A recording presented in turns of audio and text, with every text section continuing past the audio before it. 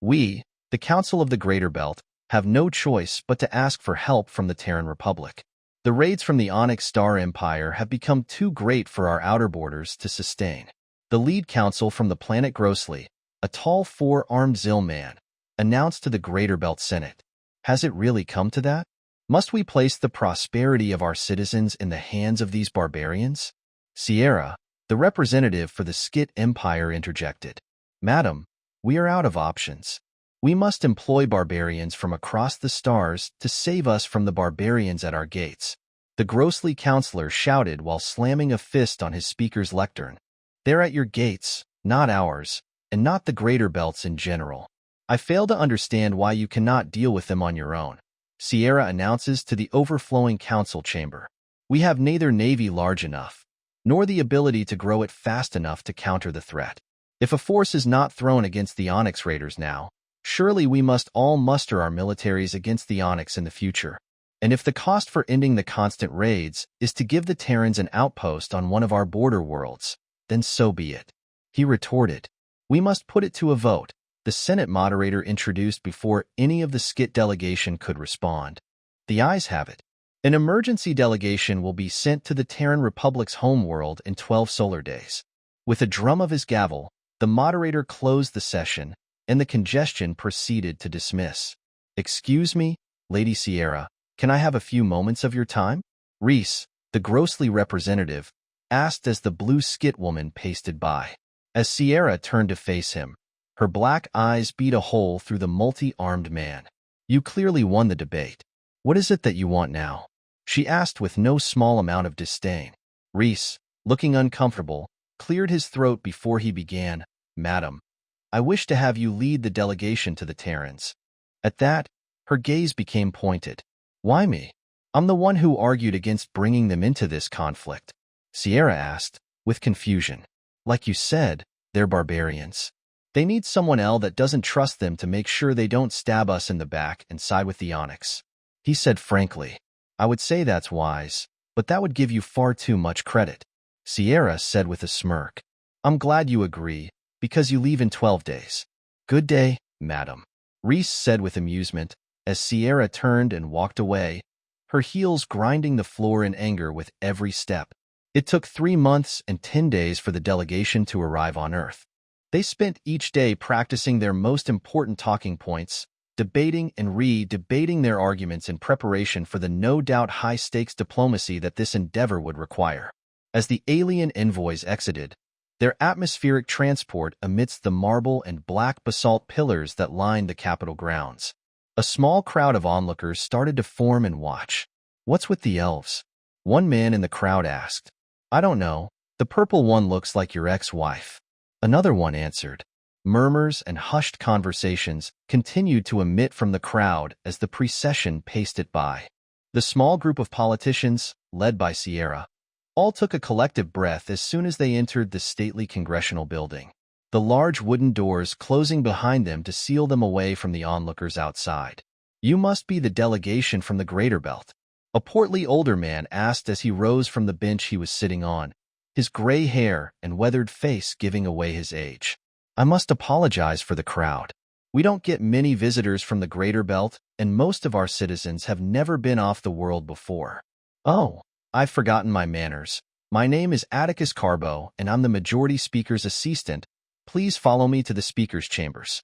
The old man said, as the small group of Skit and Zill followed their guide. They observed the building's gold-gilded doors and columns of pure alabaster. The construction seemed stupid to the Skit, showing the type of wealth that only a savage would care for. They walked through a beautiful rose garden in full bloom, with their red and white flowers beckoning passers-by to stop and breath their floral fragrance. This show of wealth was more familiar to Sierra. Finally, after a brisk walk across the building and its interior flowers garden, they came to the speaker's chambers. 2 elaborate carved doors of deep chestnut appeared before them. Each door had a pair of large bronze knockers in the shape of a large ring, hanging from the mouths of some great cat, seated in the center. With a loud clang, Atticus hammered one knocker to announce their coming as he started to push the large wooden door open. Excuse me, sir. These are the representatives from the belt, Atticus stated as the form of a tall, olive-hued man with black hair and an angular face came into view. Yes, very good. Please everyone, take a seat. As you already are aware, I am Alex Romano, Major Speaker of the Terran Congress. Before we begin, would anyone care for some refreshments? He asked. Thank you. But no, we didn't travel over 30 light years just to have tea and cookies.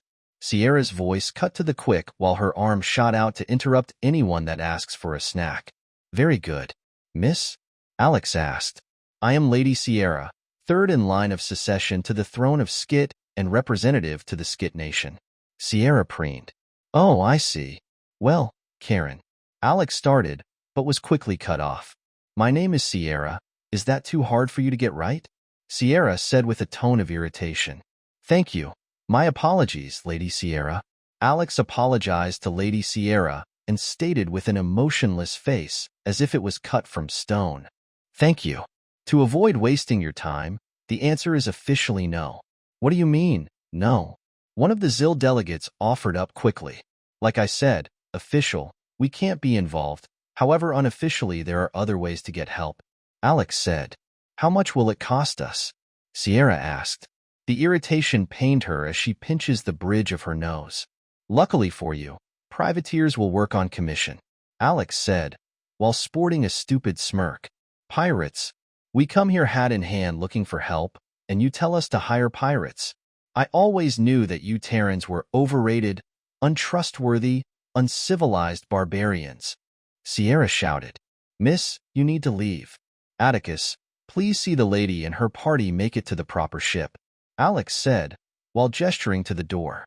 Oh yes, sir. If you good people would please follow me. I'll take you to the landing orbital station traffic. From there, I will help make your introduction to Captain Augustus, Alex stated as he led the way down the hall. Who is Captain Augustus? One of the other Skid asked as they walked.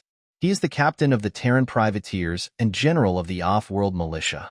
He is the only one who can come to your aid. He answered. So you are the head pirate?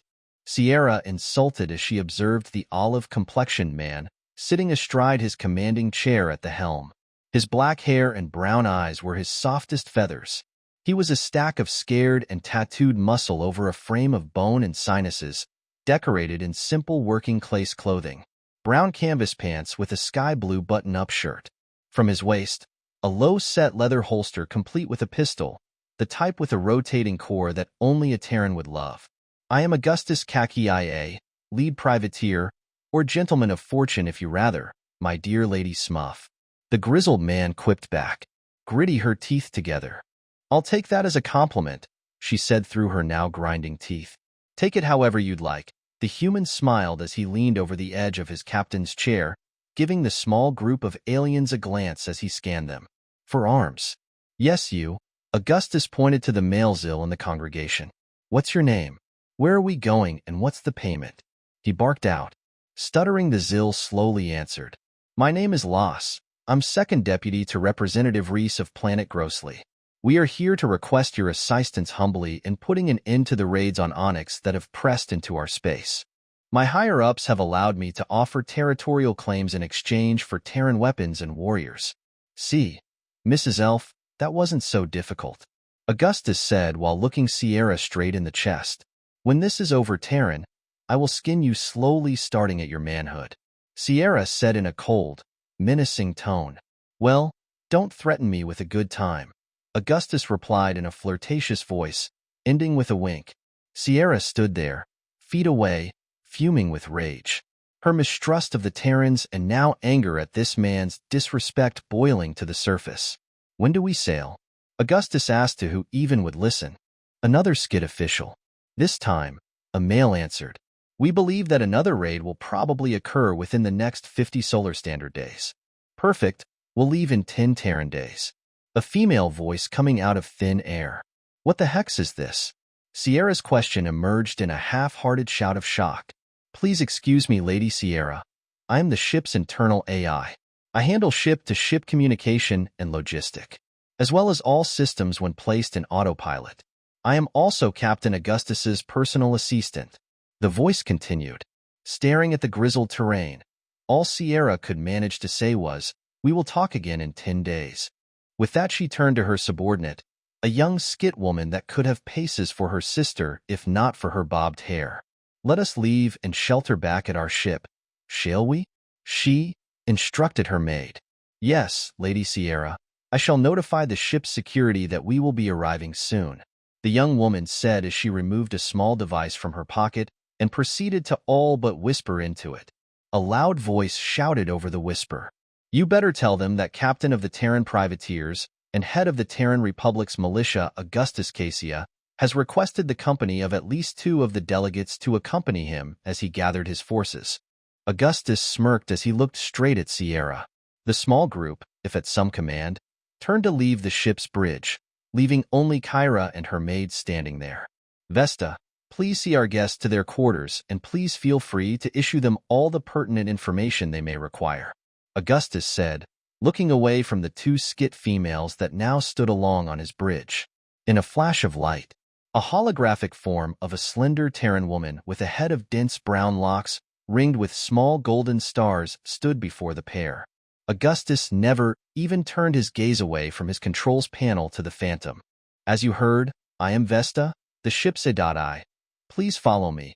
We'll be leaving to collect the militia from Firebase Elon on Mars shortly, the projection said as she started to turn away from the now dumbfounded skits.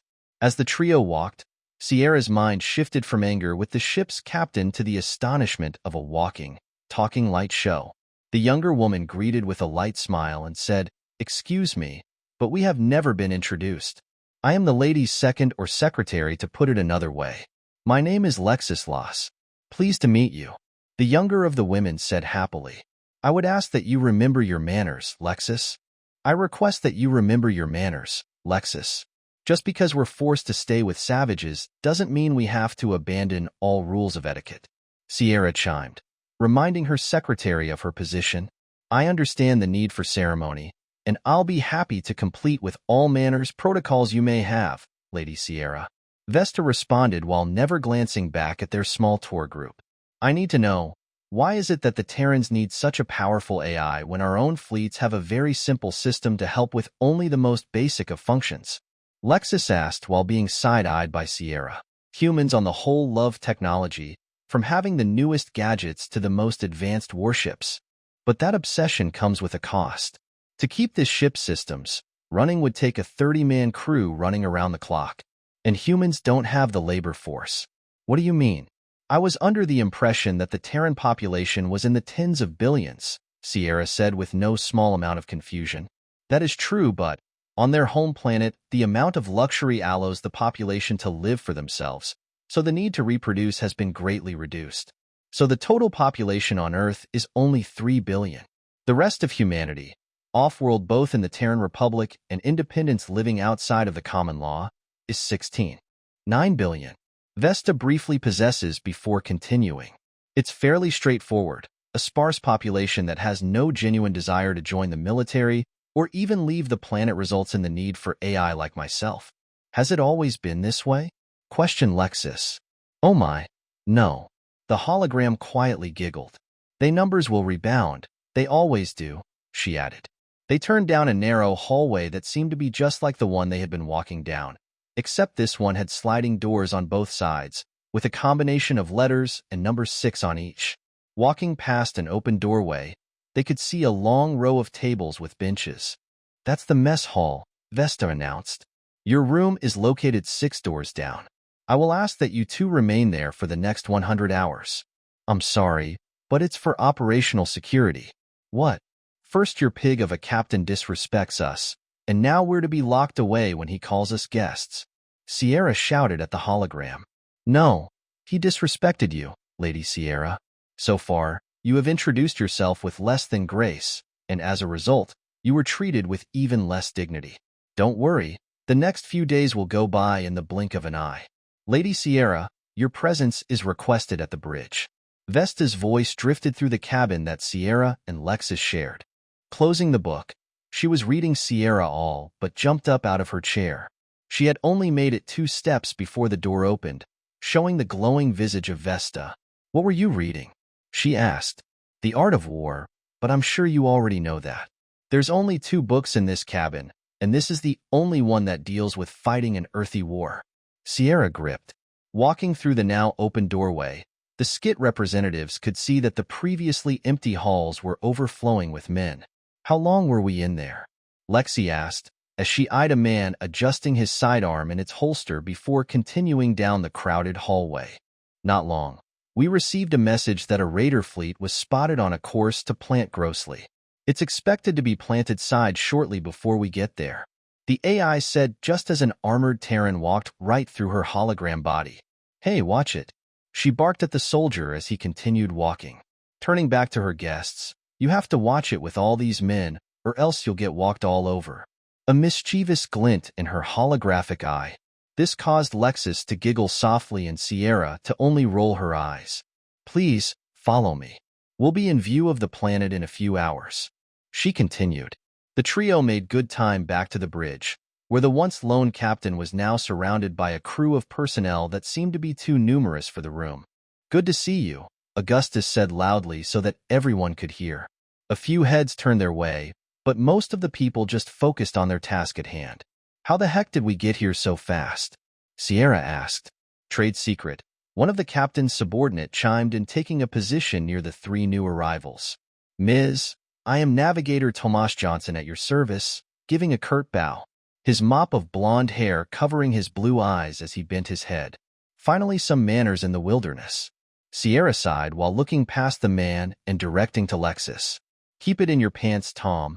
Augustus smirked as he gave the blue-eyed man a pat on the shoulder as he walked past him on his way to the pair of skit women. Time to cut the bullshit. We're about to drop right on top of an active war zone. I need every bit of information you have, he asked, now standing face to face with Sierra. Taking a deep breath, she finally asked, what do you need to know? Everything from why they might be attacking the planet to battlefield tactics. Augustus stated. Grossly and its greater system has a wealth of important minerals, but it appears that they are most interested in taking slaves. Though a plurality of worlds practice subjugation, the Onyx are unique in their rating to procure them, she said, while watching a collective look of disgust plaster on the crew's faces. She then continued, as far as we know, they pull off hit and run tactics, is that it? Augustus asked. Yes, as far as I know, Sierra stated. That's not a lot to go on, he said, stroking his chin. Tom, how long do we have until we're in range of the planet? Long-range sensors will be in range in 5 minutes, and we will arrive in 10 minutes. Tom shouted as he fiddled with his control console.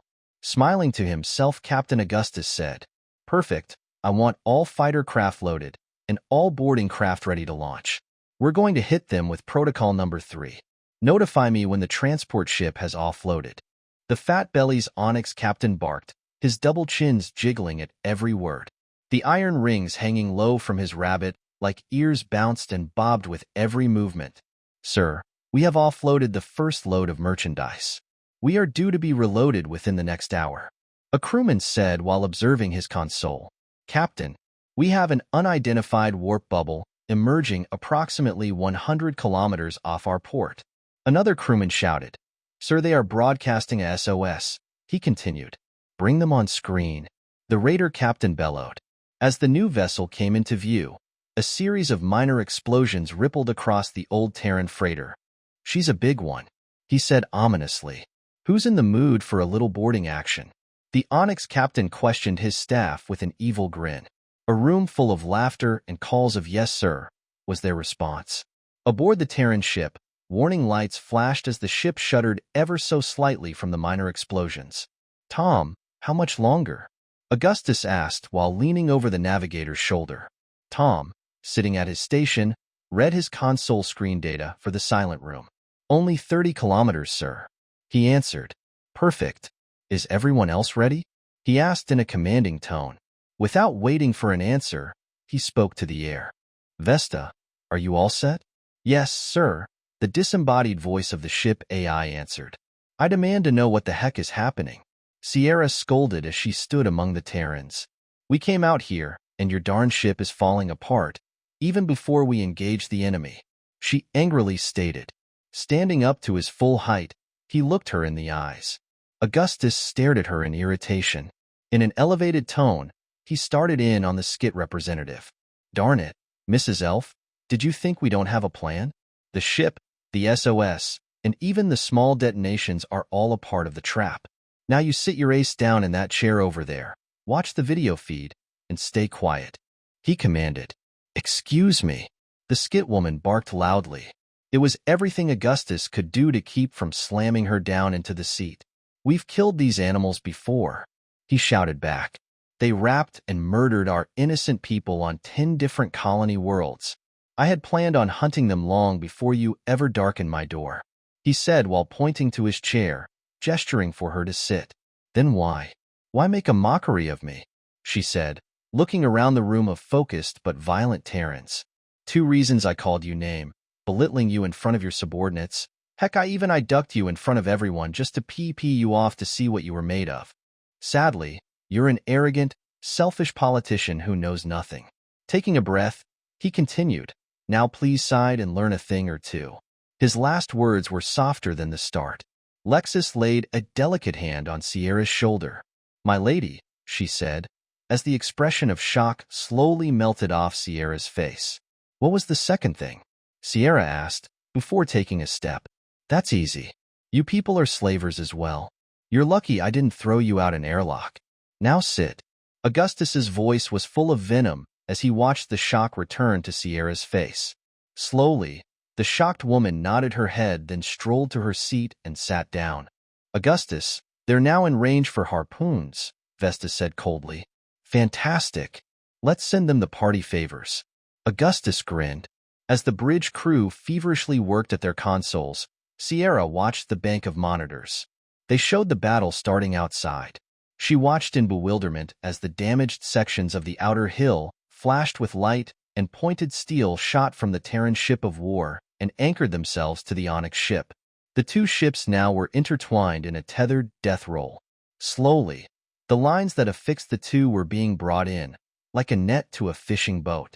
The Raiders' ship fired its engines, straining against its restraints.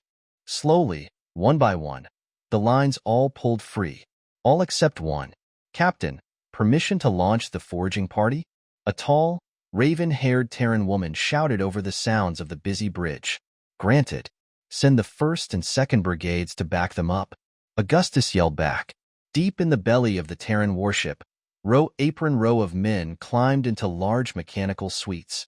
Each suite was outfitted with a bank of ship-to-ship missiles. Gatling guns were affixed to each arm, and a light lance was attached to the back of each man-shaped machine. Major Rodriguez, a woman's voice called from a speaker in his mech's cockpit. Rodriguez, you are to take your squad and get us access to the enemy cargo bay. We believe that there are captured persons in there. You are to use an air shield before the bay is breached to maintain as much atmosphere as possible. Is that understood? The commander's voice questioned in an authoritative tone.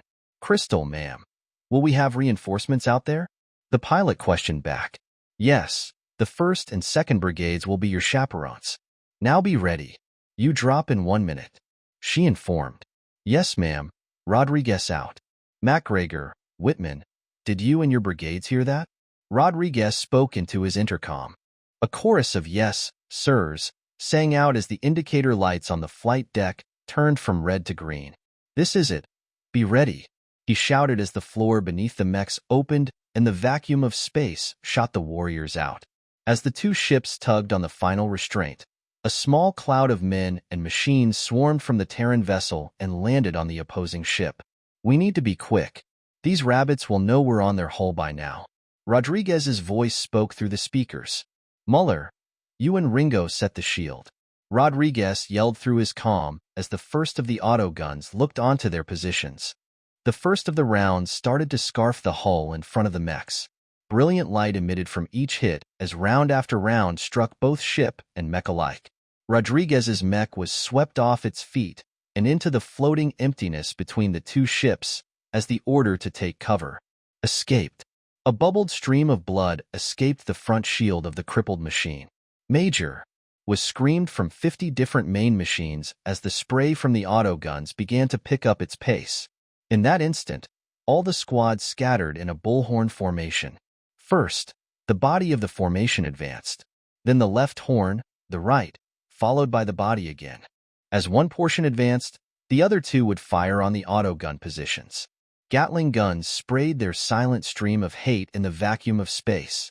One by one, the autoguns stopped damaged beyond repair.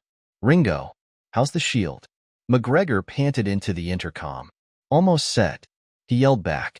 "Shoot, Cap. We have fighter craft approaching us from orbit," Tom shouted over the din of the bridge. "Finally, let the militia's fly, boys have them," Augustus said with a smile plastered across his face. As the flock of Onyx fighter craft approached the battle, a current of Terran fighters of many models intercepted the approaching horde. The tangled ships provided cover, but they were still vulnerable to attacks from above and below. Earth made 112s let loose with tungsten bolts 2 inches across, shattering cockpits and out, spacing their pilots.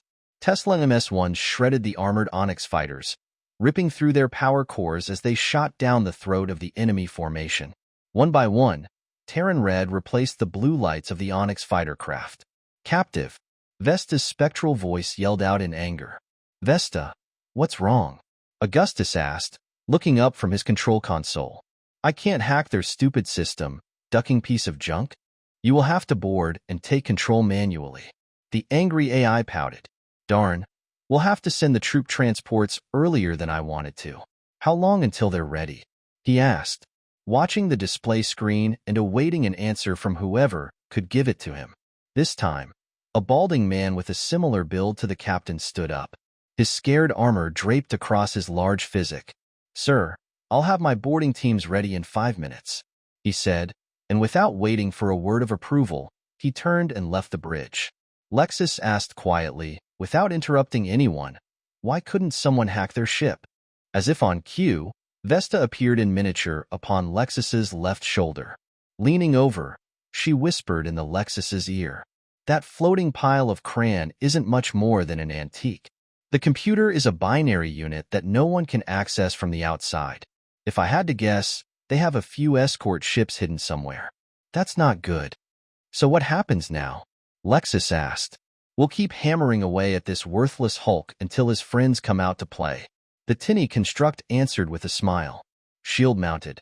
Starting to cut the ACC." "Guys, something's happening," Ringo yelled through his comms. "Augustus, they're opening the cargo bay." Vesta screamed as the first of the tinny bodies slipped from the growing crack in the side of the Onyx ship. "Ringo, what the duck did you do?" a voice yelled through the mech's intercom.